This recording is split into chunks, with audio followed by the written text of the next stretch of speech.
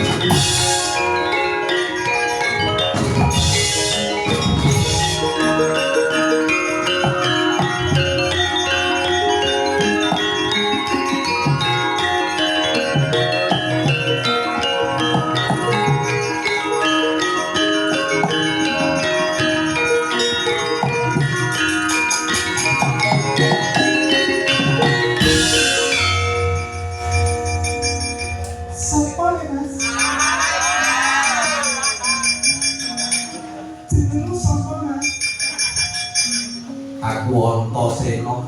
Ya Allah, Masen. Ya, aku sudah terbaca. Lo kan umumnya rafokus. Ya, ayo nanya ya. Aku cari orang ini. Aku suspek. Aku sudah ngecil. Nanti sih mas saya ngecil ternyata lusuh. Aku tak ikut. Kowe jare perjurit apa wong ider to? Ider gundulmu itu. Aku ya berjurit mas. Jenengmu Martini. Martini kok brengos. Tergantung suasana mas. Aku ngawal cerita kamu. Tolong alias Brian. Dua kowe oleh luwak ngono kok.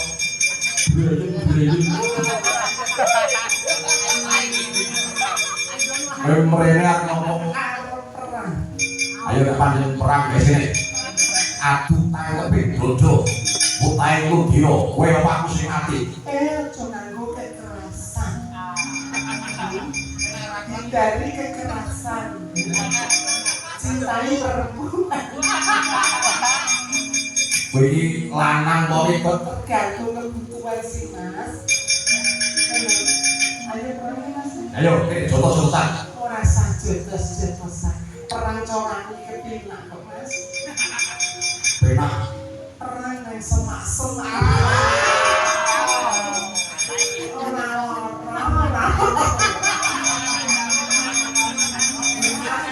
Aku sudah plastik ukuran 2 meter kan sampai itu. Kalau dari sini, kalau kucing, kalau sabun sini. Kalau nanti aku kalau nanti kubur di orang plastik. Kok pepete kebu Pak. Sesuk gila. Transaksi lo tadi gak usah.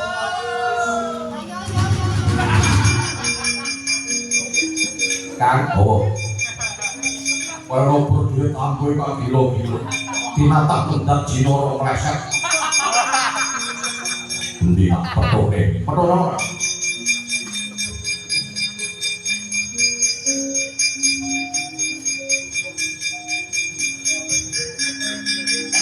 Jatah bayi.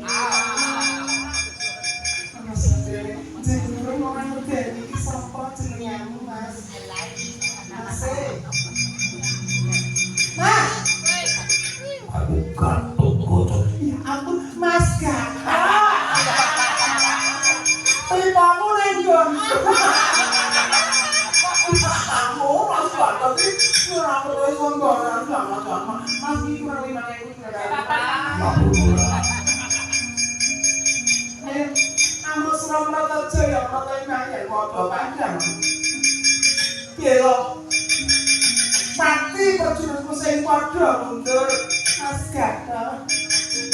Ayo perang.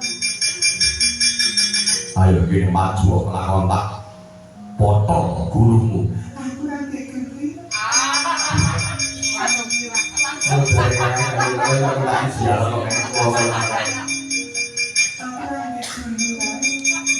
Nanti pokoknya aku tak nyanyi kok mas. Dia masih perang masih. Dulu kan paling 5 menit.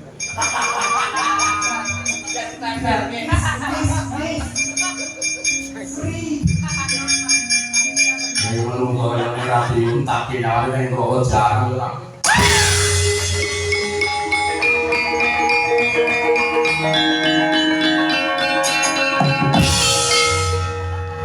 Iki yo ngono. Wes mesti ngomong lagi suwe-suwe minat yo.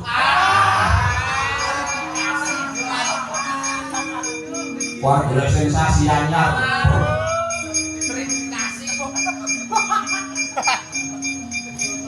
Ono po Mas.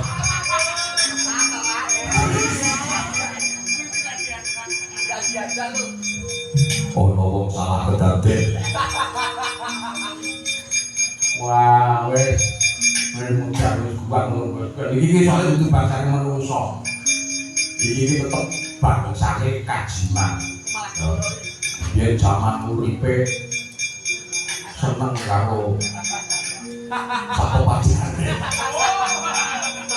mati dan di Masantosena piye kan kaya durung rampung ayo kae sing diberkotin kaya dipethuk kan ayo di Masantosena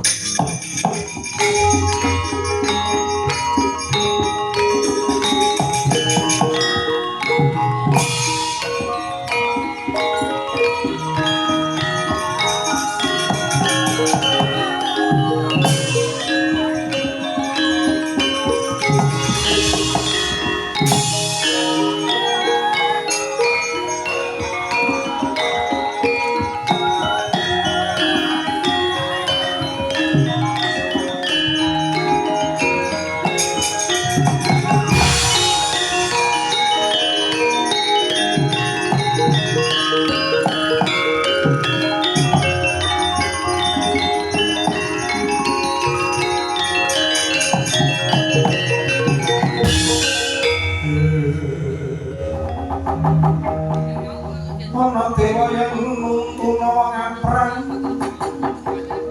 kasang sayang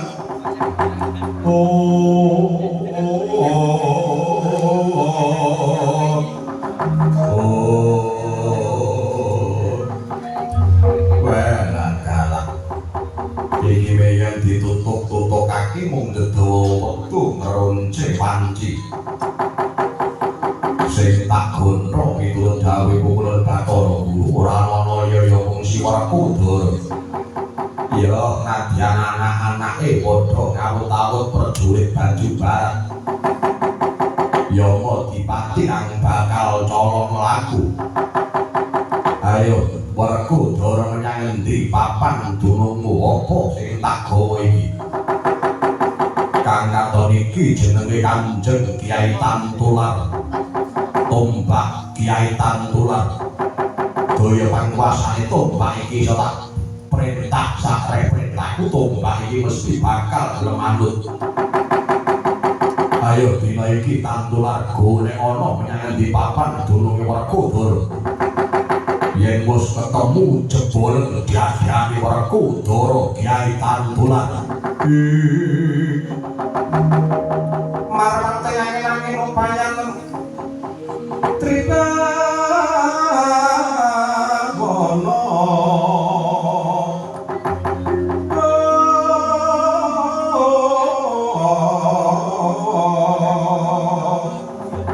upayan Tribawana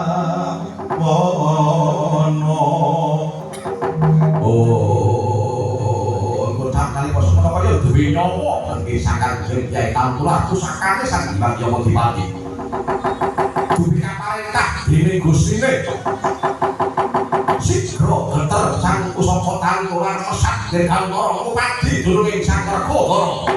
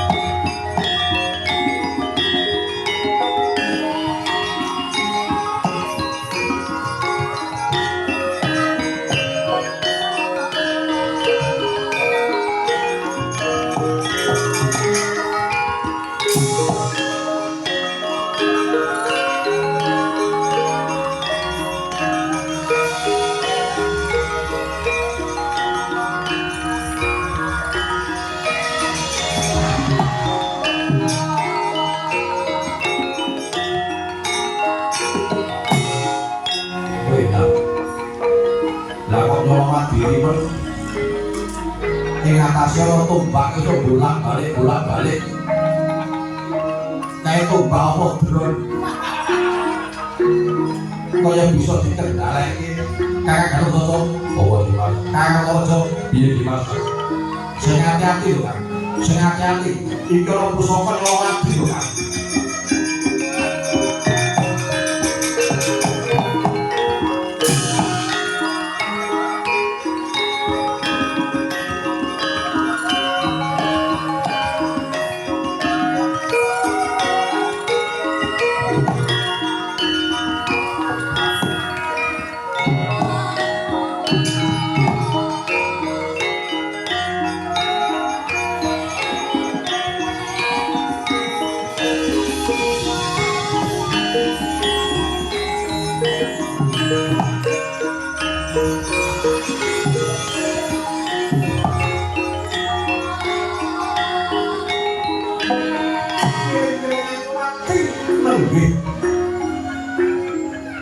Santan jengkiai tak tular mesehake langsung ikan medeng angkampai topo brototan asnes lubung nggih sang Prakodo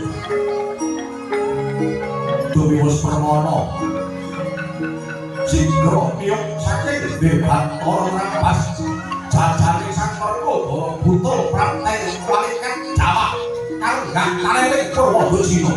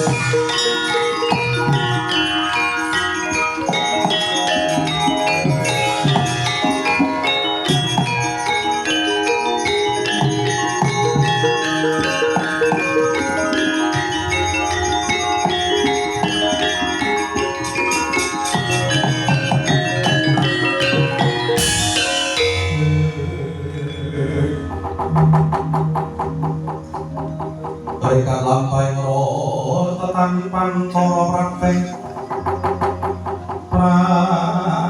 sukuring argo rangkang kumingal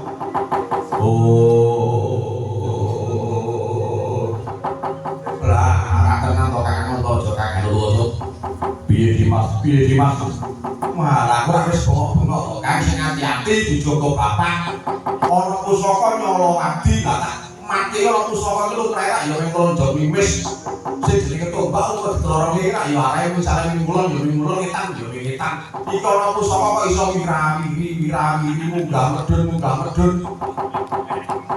pusaka kok kaya wong golek-golek waduh iya Dimas nangis sajake kok ya awake virus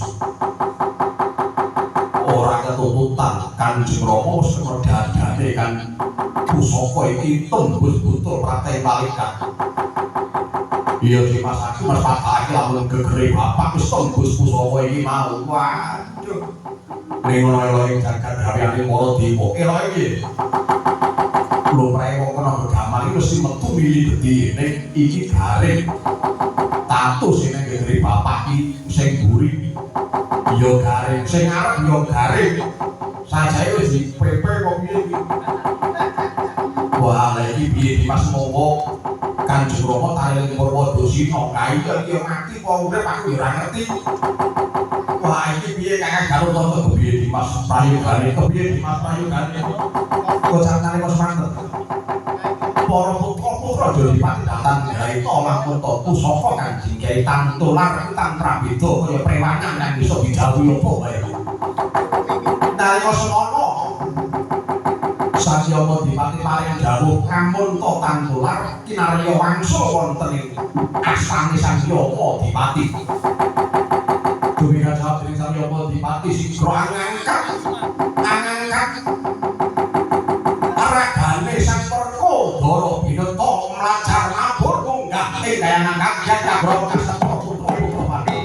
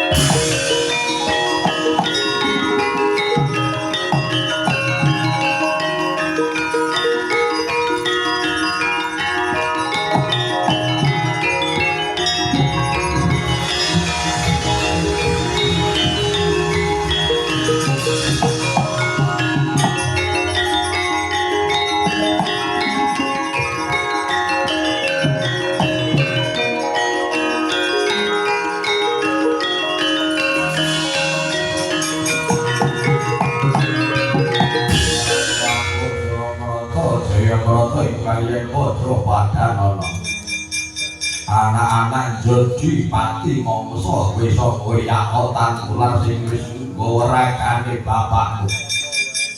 Ayo tantular gawanen bali Werkodara cemplunge kawah Candra dimuka tantular.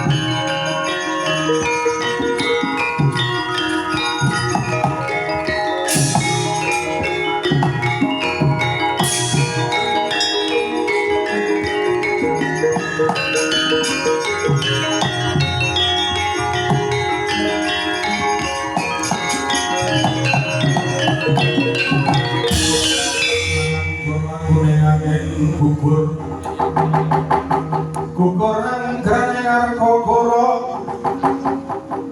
mamalita